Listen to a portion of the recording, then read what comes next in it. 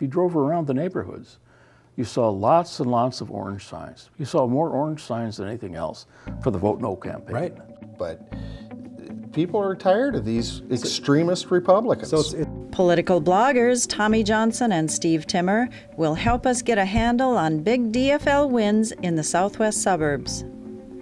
The Minnesota Environmental Congress wants to hear your perspectives on Mother Earth, beginning in November.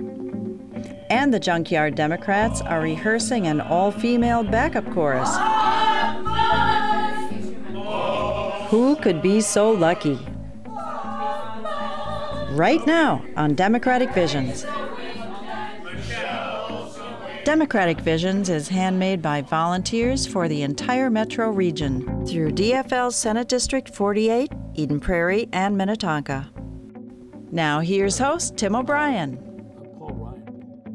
Welcome to Democratic Visions. Well, November 6th was a very, very welcome surprise. Granted now, the Obama and Klobuchar victories were expected and only shocked those Fox News addicts. We have one official. This time around, almost everybody left of Karl Rove was smiling. The polls in Minnesota on Election Day were very busy. Veteran DFL Congressman Rick Nolan beat one-term wonder incumbent Chick Kravach in the Minnesota's 8th Congressional District. 2 constitutional amendments were defeated, and Democrats won back control of the state Senate and House. For the first time since 1990, Minnesota will enjoy a DFL governor and a DFL-controlled legislature. In the southwest suburbs, voters chose Democrats Yvonne Seltzer, John Benson, Paul Rosenthal, and Ron Earhart for the Minnesota House. Incumbent Terry Bonhoff will be joined by newcomers Melissa Franzen and Melissa Halverson-Wickland in the Senate. In the DFL-leaning swaths of the southwest metro, Linda Slocum, Ann Leszewski, Ryan Winkler, and Steve Simon were re-elected. Steve Timmer is here to explain how the Democrats undid the bad 2010 midterm elections. We just didn't undo it, we literally kicked you-know-what. Welcome back, Steve. Thank you, Tim. It's a pleasure to be here. Steve is a longtime resident of Edina and is co-founder of the award-winning Left MN, a left-leaning blog. Right. Steve, you spent a lot of time working on the election and analyzing the results. I want to turn first to my favorite race, Senate District 49, Melissa Franzen. You're wearing a button, and it's the greatest. Yeah, that was a great result. I think that the Republicans saw that one coming a ways off based on the campaigning of Mr. Downey and the effort that was put in it by the independent group, and it became pretty clear that it was going to be a wave year for the Democrats, and somebody that who has gubernatorial aspirations, or did, was somebody that they really wanted to protect. They worked pretty hard to do it. Well, I'm talking about a guy, now this is candidate Downey, who was whining about the fact that he couldn't get Melissa Franzen to debate him every other day, whereas she was out going door to door meeting her new constituents. And she prevailed, notwithstanding some of the vilest literature I've seen sent out against her by some of these independent groups. Well, there were several. Actually, I think there were something like, I even had the number written down here, something like 14 independent, at least 14 independent mailings that were sent out against Melissa Franzen. Well, some of them showed, they must have picked it off of a Facebook page of many years ago and photoshopped it to make her look about 14 years old. Right. And I think that backfired because Melissa, in my estimation, took the high road in the campaign. She's very, very personable, and most of the people in the district got a chance to meet her. And she's articulate. And she's very articulate. And she's going to be a moderate. I hear every Republican spokesperson now talking generally about the results of the election and blaming divisive campaigning by their opposite party. Well, Melissa did not campaign in that fashion, but occasionally she did point to some of the discrepancies in the record of Keith Downey, some of which I'm sure you're aware of. When it comes to divisive campaigning, the Republicans are the ones who put up the amendments.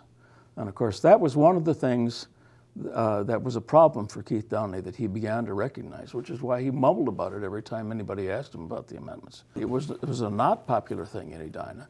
2 votes for every 1 were against it. That's remarkable. And that clearly didn't help Keith Downey. So how much money do you think was spent? Pardon me? How much money do you think was spent in Edina on SD 49 Senate race? Franzen Downey. $750,000 or more. $750,000 or more? Yeah. And what are the odds that it's more? Pretty good. You know, those flyers are about $10,000. $10,000 a pop. Wow. And in total, there was at least 62 of them.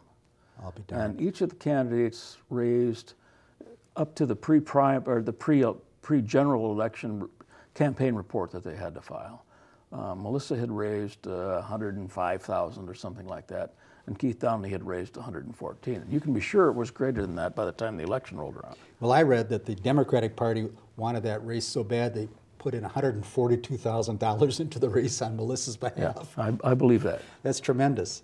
So let's drop down now. Let's talk about 49A. Ron Earhart won again, and we're going to send that moderate back to St. Paul, and he's going to represent us this time well, I'm sure. To me, that was a wonderful win. It was Ron Earhart's redemption in a way from negative politics and the things that were said about him when he voted to override the governor's veto on the gas tax and was summarily dismissed by the Republican Party in 2008.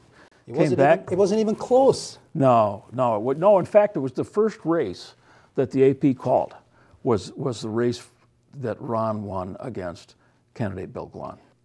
Instantly, Edina went from a 2-term representative to now an 11-term representative. And I think he's going to get some of that credit when they start assigning out committee chairmanships. I'm sure. In fact, after he found out that he won, he headed over to St. Paul virtually immediately. Talked to his buddies. And I said that he went over to talk to Thiessen about his seniority. And Representative Thiessen, House Majority Leader. Right, exactly.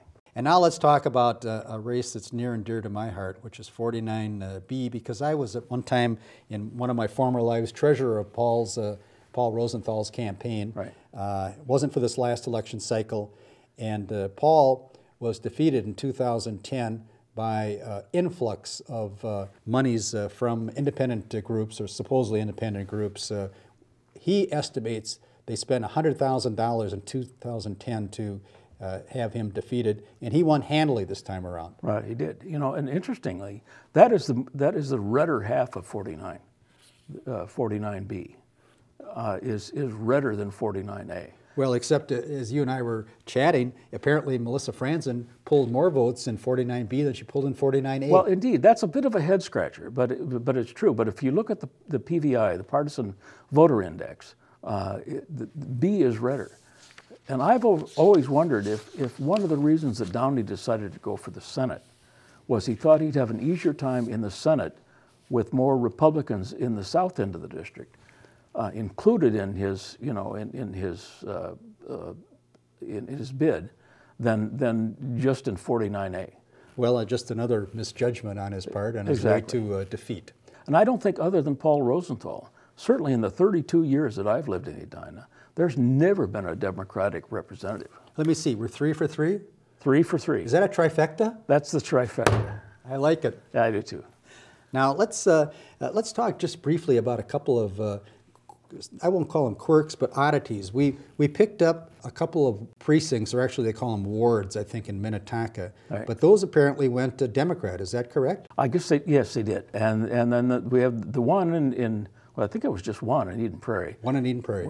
But that went for the Republican. Well, my thought is that we seem to have turned Edina and West Bloomington into such a Democratic powerhouse. We can pull some of those Republicans from our fellow Senate District 48, and they can use having a few Republicans removed from that Senate district. Exactly. We'll carry the burden for them. So now let's talk, Steve, we mentioned earlier these constitutional amendments.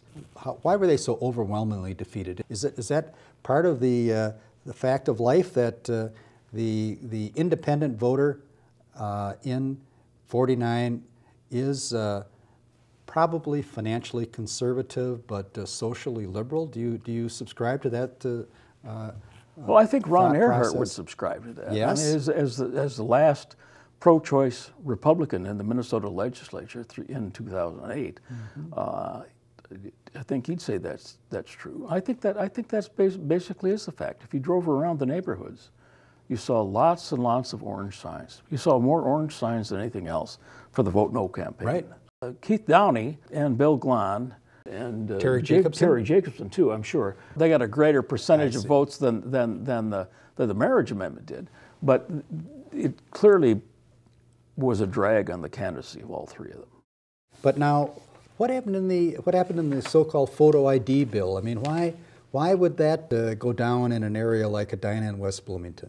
Well, you know, it's interesting because in suburbia in general, and exurbia in particular, the voter ID amendment was more popular than it was in the rural areas or in the urban areas. But Edina ran a little bit counter to that trend. Arnie Carlson had a lot to do with that. Yeah. He can count coup on the whole thing, as far as I'm concerned. Large and in charge on the whole issue. Well, he debated many times with the Mary Kiffmeyer and Dan McGrath, and they never laid a glove on him. Well, Steve Simon also, I will point out, did a very good job also representing the Democratic cause in debates with Mary Kiffmeyer. He doesn't mince any words when he's putting his position on the table. Do you think that, now correct me if I'm wrong, but as I recall, I think the Edina City Council came out against the voter ID amendment, didn't they, on a cost revenue kind of basis? Well, they did it on several bases, cost being indeed one of them. And we have 20 precincts in Edina. And Deb Mangan, the city's clerk, said we'd need 40 more election judges per election in perpetuity if we adopted the amendment. Because you need an extra table because you have to segregate the provisional ballots if they're there. You can't let them pollute the regular ballots, so to speak. So you need an election judge from a major party, two different major parties, to be there. So that's an additional expense. Then there's a cost of keeping them and counting them and securing them that's also expensive. But the city council also pointed out it would probably do away with same-day registration, and it would probably do, which approximately 11% of Edina residents did in the last presidential election. And it would substantially muck up absentee balloting, or potentially anyway. And over 20% of Edinans did that in the last presidential election. And it would make it virtually impossible to permit people who lived in nursing homes, for example, or care facilities where people can't get around to be able to vote, because vouching would be gone.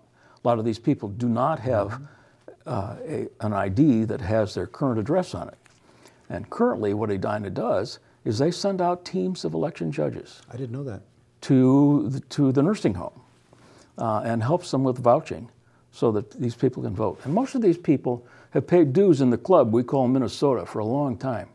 And it was repugnant to me and to the city council that they wouldn't be able to vote anymore. The rural areas were very concerned about the cost of of putting in this photo ID bill. You know, they're running on tight budgets. There are lots of places in northern Minnesota that don't even have township halls anymore. They don't even have voting places. Right, and they vote by mail. I know, somebody told me that from outstate Minnesota. And they figured that it would cost, I think it was Kitson County, something around $250 per voter to implement this. Well, Steve, we have to wrap up this segment, but I, for one, think it's supremely ironic that the Republicans concocted these two amendments that came back to bite them in the end because it energized the Democratic base.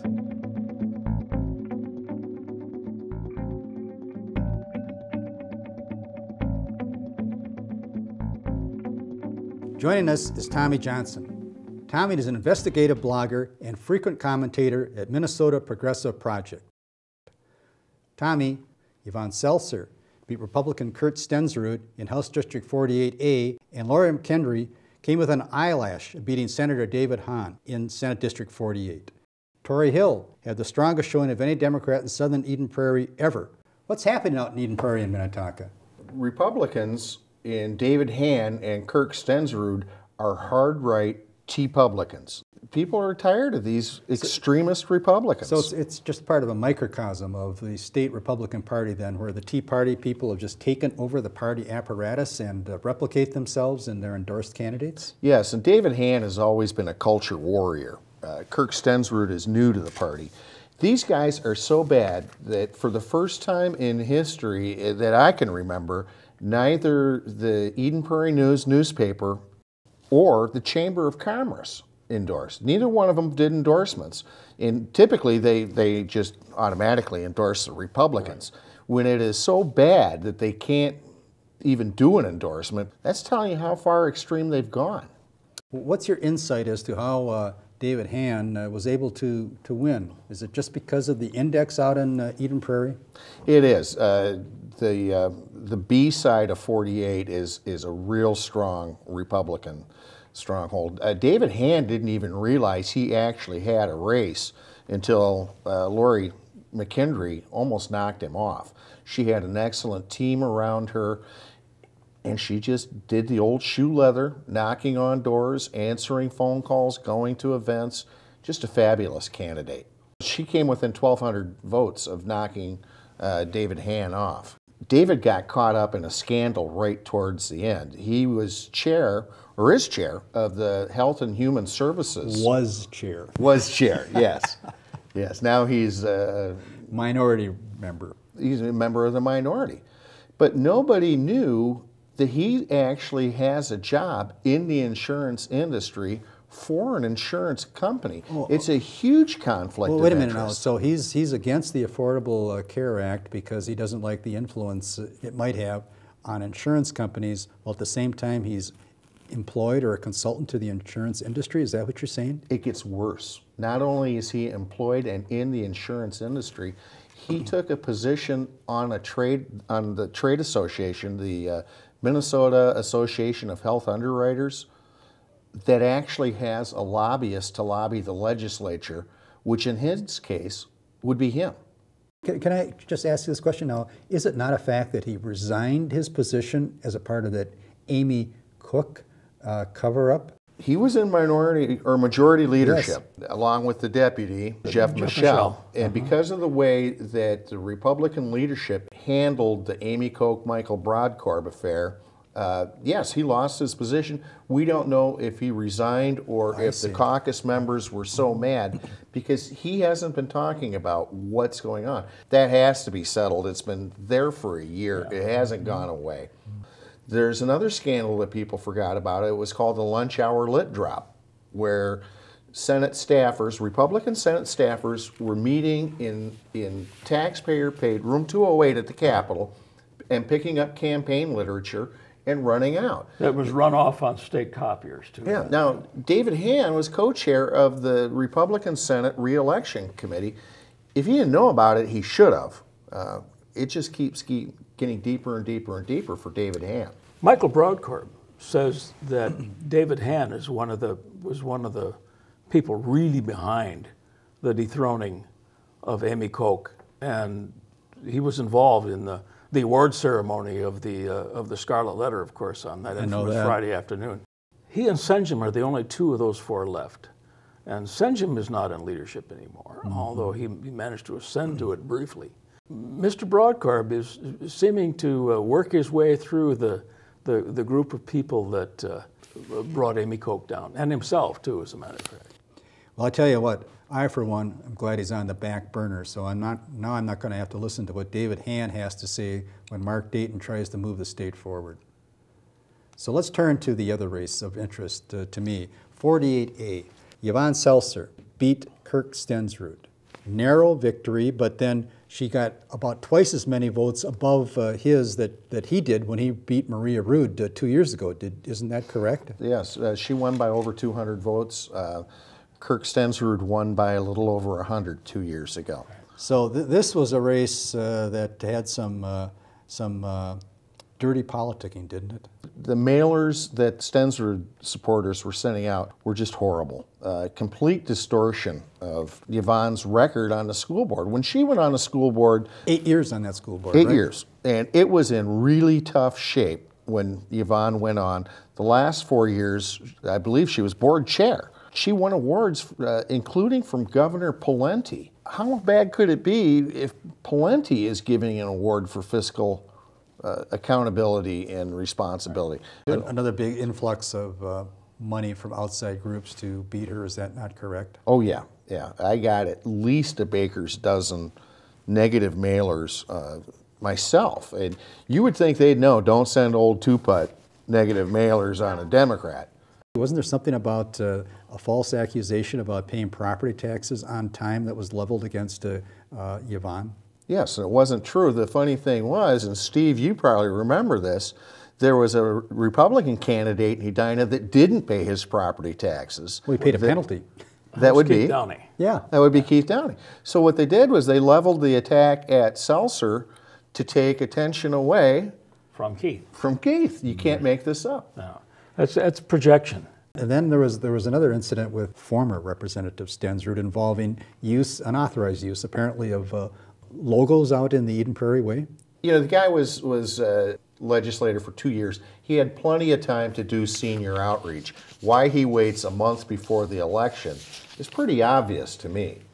And in his literature that he prepared, he just grabbed the logos from the city of Eden Prairie, from Hennepin County, and a bunch of other places, and put it on his campaign literature about this senior outreach deal. And the city of Eden Prairie was not amused. They sent him a cease and desist letter. Right. Hennepin County was not amused. They sent him a cease and desist letter. And did he? As far as we know, he did. But Well, now, let's do a kind of a wrap here.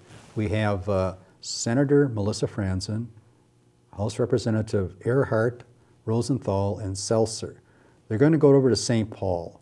What do you think is going to happen in this upcoming legislative session? I mean, there's a lot of things to accomplish. We've got to get that health exchange squared away, balance the budget. We've got to repay our schools. Give me some projections as to what you think is going to be happening when the legislature convenes in January. Well, I think the budget fight is first, and I think it'll be difficult.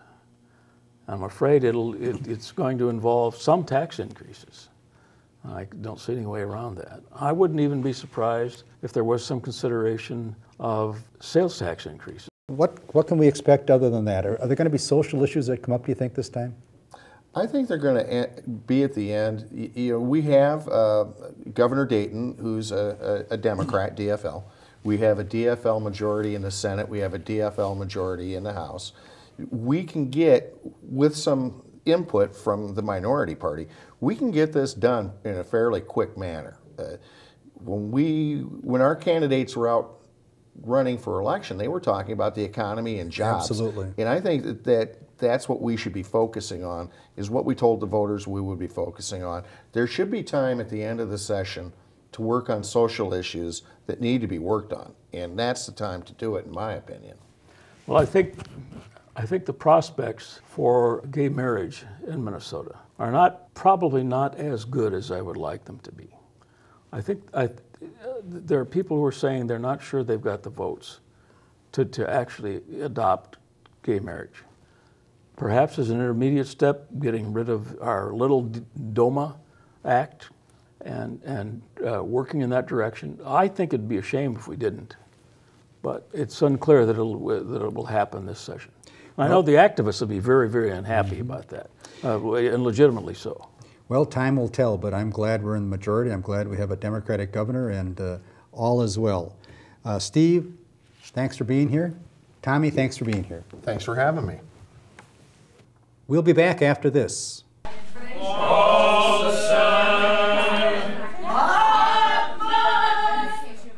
Last time we saw them, the Junkyard Democrats were rehearsing an all-female choir of backup singers, but that was last summer. Word has it, the boys will have a new video ready to help launch the legislative session in St. Paul. That's all the more reason to keep watching Democratic Visions. Back on the block.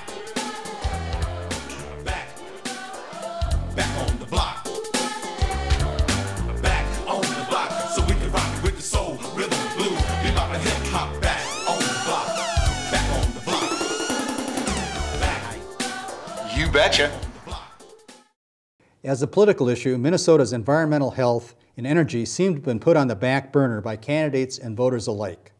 Maybe the 2 constitutional amendments on the ballot and frustration with legislative gridlock were enough to worry about.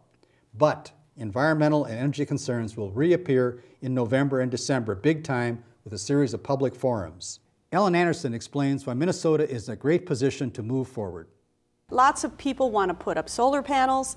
Lots of communities want to try to reduce their carbon footprint and do things to make our energy system cleaner and more efficient in terms of cost and usage of energy. And there's just so many barriers in the way, so we're looking at trying to figure out how to remove barriers and make it easier for communities to be leaders. Former Senator Ellen Anderson has been a strong advocate for our state's environmental health and an effective energy policy. She currently advises the Dayton administration on energy and environmental issues. The fact is that Minnesota, we don't have any of those, gas, oil, coal sources, but we have wind, solar, geothermal, agricultural crops, forests. We could make energy and produce much of our own resources right here in Minnesota. And we have lots of the know-how to do that. So I know there's a lot of interest around the state about trying to be energy independent and energy self-sufficient, and I just want to help make that happen. So that's a big priority for the Dayton administration. And so we're hosting a Congress for the state of Minnesota. We're going to start with citizen conversations in late November and early December, where we invite everyone from Minnesota to come and participate. Tell us what they think about our future. What should environmental quality bring us in Minnesota? What do we value about it? What do we see as doing really well? And where do we need improvement? And try to set a vision for the future. And then come together in a statewide Congress in February. This all begins with the citizen forums. In the metro area, there will be an environmental forum on November 27th at Normandale Community College in Bloomington. Call 651-201-6607 or visit the project's website for more details. And so we need to think about it strategically, and we need to think about how our environmental quality not only affects our quality of life, but affects our economic prosperity and is important to our state's economy. Now, will you be taking written submittals from people that have ideas, or is this just a matter of coming in and testifying when you solicit ideas of this sort? There'll be lots of other ways to participate. We'll have an online forum, we'll have a Facebook page, and so there'll be lots of opportunities for participation. Many of our viewers may not know this, but all of our segments are on YouTube's Democratic Visions channel. Check it out 24/7. Thanks for being with us. We'll see you next time. Democratic Visions is handmade by volunteers through DFL Senate District 48, Eden Prairie and Minnetonka. Lori Pryor, Chair.